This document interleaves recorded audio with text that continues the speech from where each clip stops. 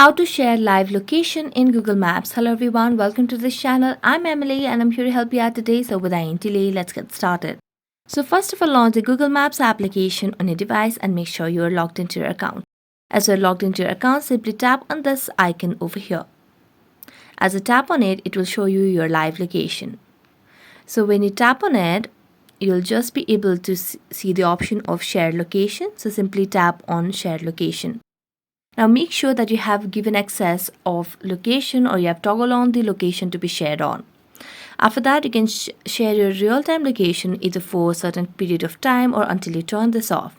So I'm going to select for 1 hour and then I'm going to select different options to share it on.